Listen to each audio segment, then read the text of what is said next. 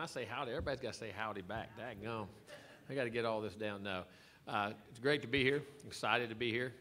Great to be back in the SEC. As you know, I cut my teeth in the SEC for 13 years, many years ago. And now I'm sounding like I say many years ago. I guess I'm getting old. Start to see that. But excited to be at A&M. I think, like I say, it's a very unique place. I think it's an outstanding place. And we've been there in a short period of time. But we've hopefully got a lot done and started the culture in which we wanted to implement. And we've talked to some of our players already. And hopefully you've been able to see that. But we got some work to do in front of us. As I say, we got an extremely competitive league, as I know. Like I say, I grew up in it, and non-conference schedule is very tough. But that's why you play in the SEC, to be able to do that and play against those games and those challenges. So, but looking forward to it, and I think we have a tremendous potential, and just anxious to watch this team grow and how quickly it can develop our culture in which we want to play with. Questions? We'll go back here, back left. Hey, Coach, how are you? Hello, how are you? I'm well. Two questions for you. Is there any difference in football schematically? Is there any difference you've seen in football in the ACC and football in the SEC? No, I mean, I don't. I think the ACC, I think the quality of play has risen because of the SEC. And we said that over there. When we were at Florida State in 2013, we were the first, I think, was it 7 in a row that the SEC had won national championships, and we were able to break that string and, win a national championship. But it brought everybody's level of play up around. You either had to, they were going to run over you, or you had to go join them. And I think we started doing it, and then Clemson started doing it, and then Miami's coming on, NC State. So, I mean, I think that league has gotten so much better, and I think it's very competitive and extremely competitive. But I think it was because of the SEC, and I think the commitment, like I say, it just does mean more. I think the people here in this league, it means more, and it's a very physical brand of football. And my second question, Coach, is sometimes coaches, they'll tell you they do a lot of reflecting in the off season, and they grow and they change. I'm curious if you did any of that. I know it was a busy off season for you, and did you say, well, I'm going to do something different, and I'm going to coach this way differently, I'm going to do this differently, I'm going to put this guy here? Was there anything you said when you came back or to Texas A&M, came to Texas A&M, where you said, I'm going to do this differently? Well, you're right. I didn't have much time to reflect, because we were trying to start a new program, so you didn't have much time. But, no, you try to always evaluate. I self-evaluate myself. People say, well, do you self-scout? Coaches, at least I do. I self-evaluate myself more than y'all scrutinize everything. Times that by 10 is why I look at myself, and I think we always try to look at areas we can get better. But you're just always trying to grow. I think in every way, shape, and form in player relationship. I think keeping to understand kids today. I think because at the end of the day, if they don't trust you, they're not going to play for you, and vice versa. You don't trust them, you're not going to play them. So I think understanding that, breaking the barriers and understanding each other, and just trying to evaluate. But at the end of the day, not a lot, because I think we've had great success, but there's a lot of little things maybe in how we did spring practice, how we did the off season, how we're doing our summer conditioning. I think we revamped that. We've changed some philosophical things in our summer conditioning program and our weightlifting and things in that regard that we were going to probably do anyway. But for the most part, it's very similar, but just some small tweaks and turns. Great question. Down in front. Jimbo, there's been a lot of attention paid to the numbers in the contract. How do you deal with that, going through and trying to play and practice every day? Well, I kind of like it. No, you don't. It's never about them. I mean, it never is. And from what I hear, the new contract Paul signed, I might be the second highest paid in this league. I think Feinbaum just got him a new deal, didn't he? I know Paul. So y'all, the media world just broke the coaches. Y'all just passed us coaches up, from what I'm hearing. That's the rumors I'm hearing. So, but no, it is. You don't worry about that. I mean, once that's there, that's done away with. And like I said, when I coached this game, when I first started coaching it back when I was at Stanford University, and I was making less than $15,000 as the offensive coordinator, I didn't do it for the money then. You don't do it for the money now. I mean, those contracts are great and all that works out, but at the end of the day, it's about what you do, and you're putting your stamp and your name on something. And as long as I'm putting my name on something, no matter what I'm getting paid or what goes on, we're going to try to be the best we can be. We'll go to the camera platform on the left side. Jimbo, what do you think of this event and specifically of having it in Atlanta? Well, I can't say that because I wasn't in Birmingham.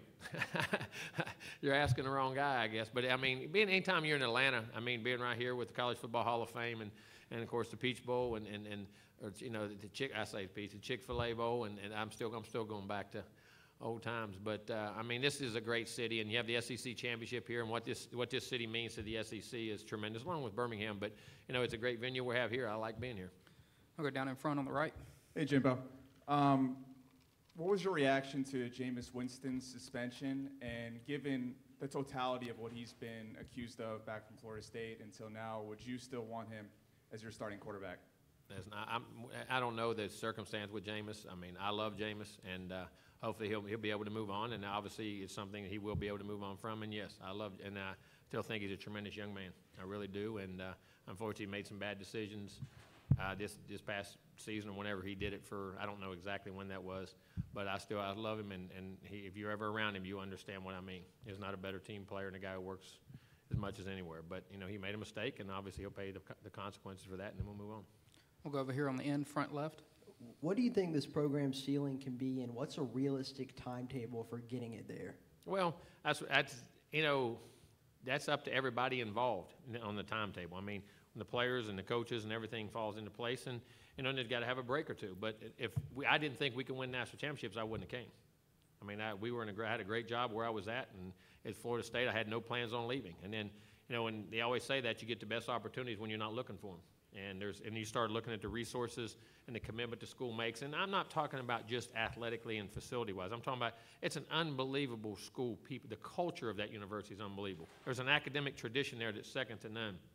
The Aggie Network, as I say, when the air goes out of the ball, helping these kids launch their careers, and they talk about giving back, that Aggie Network and the job market and that family is second to none.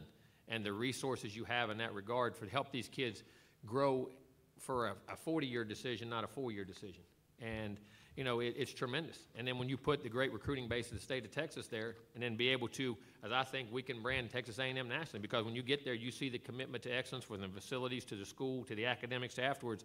And like I say, we're getting a lot of people there from different areas that had never been there, and the first response they get is, wow. I mean, I had no idea, which I didn't have any idea totally until I grasped it and got there. And I think it can touch so much. Not many universities can touch you personally, academically, athletically, and then professionally once you leave the game. I'm not talking about pro ball. I'm talking about whatever major you're in. I don't know how many schools can do it at the level Texas A&M can do it at, and it's a very unique place. We'll go over here to the second row on the end. Coach, 2 freshmen that you added, Tank Jenkins and James Foster. Can you talk about what you liked about them and what you hope James learns from the quarterback room that you have? Well, I think James, the thing that impressed me is the kind of competitor. Of course, he has great arm talent and great ability. You can see it on film. But he took a school, if I'm not mistaken, when he was a sophomore, they had no wins. Then gradually, his last year, they had 10 or 11 wins. And taking a program and turning it around and not going somewhere that was already established and becoming part of that, there's something to say for that. He's a winner. And his work ethic and his demeanor. Of course, he has great arm talent, and we can see that in the way he plays. And Tank, you're seeing a guy who's physical, can bend, has power, can move, can displace guys. And as you see in college football now, we used to always talk about the tackles. Everybody had great tackles, which you got to have.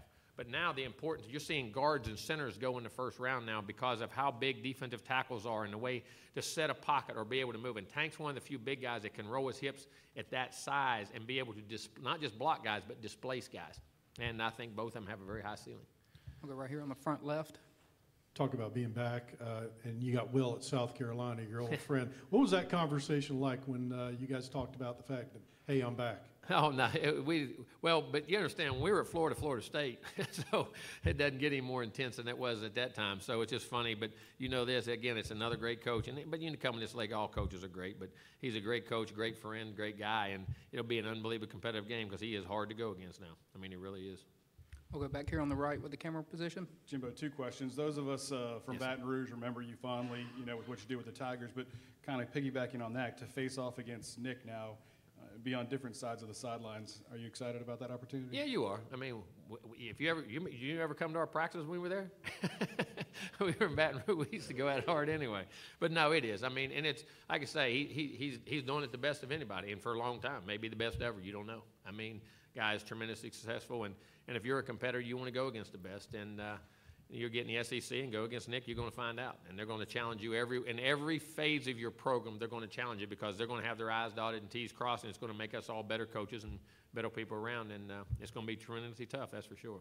And just secondly, your offense, how much do you feel you need to revamp it to be competitive, to sustain drives against teams? You've seen their defense in the past, get worn out because they've been off the field too quick on offense. Well, I think we have to. I mean, we have to be physical. You got to be able to run the football. And if you go back to my history, I believe in balance. Even when I was at LSU back in the days when we had Tofield and Dominic Davis and Joe Adai, we could throw it with Rohan and Josh and Jamarcus and Matt Flynn and Matt Mock. We could throw it with those guys, but we could run it too. And when I was at Florida State with Dalvin Cook and Devontae Freeman right here in Atlanta, and of course Cam Akers had 1,000, and Chris Thompson. We ran it, but we could throw it there too. So I think the balance in this league, but you have to establish the running game. And I think you have to be able to, you got to be able to run the football on offense. And it could be from spread. You can be in 4 wides and run it. You can be in 2 tights and run it. You can be in a running, but you got to be able to run the football and establish the line of scrimmage where guys can't tee off all day. You can't play with short corners all day. The defensive ends, when you see all short corners, and what I mean by that, no tight ends or no edges on tackles, when you're a defensive end, you can lay your ears back. That's really tough. And you got to be able to stop the run. But then you got to be able to create the big plays in the passing game or the running game and stop them on defense. So, but you've got to be able to take pressure off your defense by how you play offense. And I think when you practice that way, it also helps them on defense because they see it every day. So I think the physicality of your team is going to be critical, and we have to become physical. We'll go standing back left. Jimbo, I wonder if you could take us through your defense, your thoughts on that unit coming out of spring, and just the overall talent of that group. Well, I was very happy. I think up front with our guys, Kiki and Mack, and of course we had some depth there at that position with Rogers coming in. Now PV was out, but he's a very talented guy in that group. Moten is in that group. And then Diallo is a junior college guy, and Brown, and he's an end and a big guy too. And then Durham and Clemens, those guys up front, I think we have a chance. I really do. I think there's a good group there that can play the run, that can create different rush groups that can rush the passer. And what we have, linebacker, Dodson and Locke, I was very pleased with inside. I think are 2 really good players, which we need more depth in that regard. And the outside is those nickel Sam backers and those things with Buddy and Kiki, I think can play. I think some of our young guys, because sometimes that may be a nickel situation too. In the secondary, we have athletic guys. We gave up some big plays. I know A&M gave up a lot of big plays last year, but you had a lot of young guys that you were playing. Renfro, we missed spring, but hopefully he's a great athlete. Oliver back there, Chapman will get back, Wilson, Tucker, all those guys, and then the young guys that we bring in, Leon O'Neal and some more and some of those guys. But there's a Fuller, some of those guys in the secondary. I'm very pleased. They just started grasping what Mike, it was totally a different concept.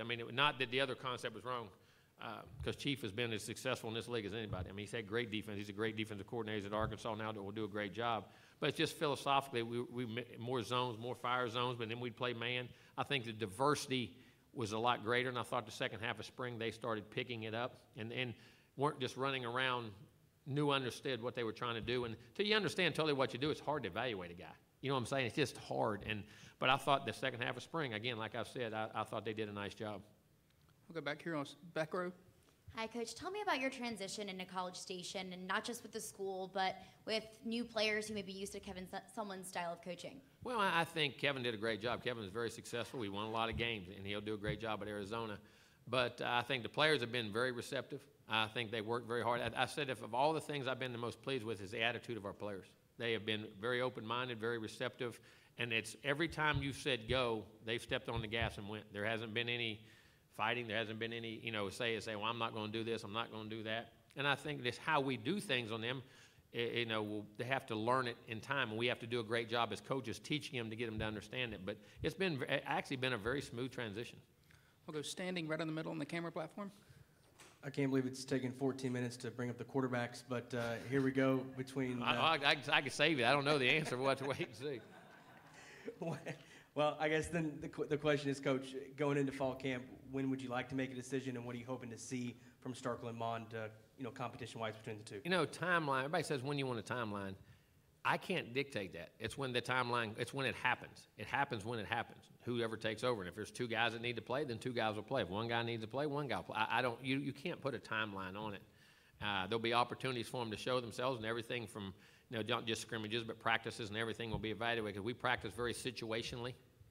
But the big thing I want to see is I want to see them be able to that the team responds. Everybody talks about quarterback and the physical features you have, which I talked about in the last thing. But the other thing is their presence. When they walk in the room, I've never been around a great one or a successful one. And everybody says, well, this one talks a lot. That one doesn't talk a lot.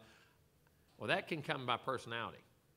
When they walk in the room, you feel them. Those guys that walk in the room, they're there, you feel them. The guys respond to them. They interact with them. They know they're in the room, and somebody in charge of somebody that will lead me down the field is in the room. And presence is as important as any quality you can have as a quarterback. And you either get it or you don't. That comes from respect, I think, by how you go about your business, the way you carry yourself, the way you think, the culture of your organization, and the culture of yourself, of how you want to be perceived, I think is very important. But I think both of them have all the physical skills. They're a little different in certain ways. Nick's been more of a pocket guy in his past, but can run. Kellen's run around more, but can throw in the pocket. I was very pleased with both of them's progress in those areas. So, and there hasn't been a large enough sample size because they're just now starting to grasp the little nuances about what you want to do. But the big thing about it, can they lead you down the field? Say, well, that guy throws it, that guy runs. Well, here's what I want to know. When they come in the game and they're leading that unit, do we get down the field and score points? Do we manage the game in certain situations? Do we understand when to take chances, when not to take chances, how to protect the ball? But at the same time, you say, well, hey, I don't want him to throw interceptions. Well, do you want him to make some plays? Well, we can throw it away all day. We can throw certain things you don't get an interception, but is he creating any plays? There's that fine line of, can he be smart? Can he be aggressively intelligent? There's a lot of things, and I'm really anxious to see the strides they've taken this summer. Go ahead. Hey, Coach, to your right here in the middle. Oh, my bad. A lot of LSU fans have speculated and talked about over the years, why you and them didn't come together as far as you becoming their head coach. Is there any light to shed on that a couple of years later? And what made A&M and Scott Woodard, get you to go there? No, I was very happy at Florida State. Listen, my two boys are born in Baton Rouge. I love Baton Rouge. My two kids, where they were born. They're Louisianans. So there was no reason. I've always had great affiliation for that place and great love for that place. It, unfortunately, just didn't work out at the time. I don't want to go into all the detail, of anything else. But we're where we are right now, and they've got a great coach, and I'm in a great situation, and we'll move on. But I always had great appreciation for those fans and those people that treated me unbelievably well. We'll go back here on the left, standing. You talked about Elko a little bit. Why was he the guy? Because if you talk about his reputation, it's incredibly tough. That's his reputation precedes him. Why was he the guy for you? Well, they always said, who you want to hire? Well, who's your biggest pain in the butt when you prepare against him? Go hire him. So one, he'll be on your team, and two, you don't have to prepare against him.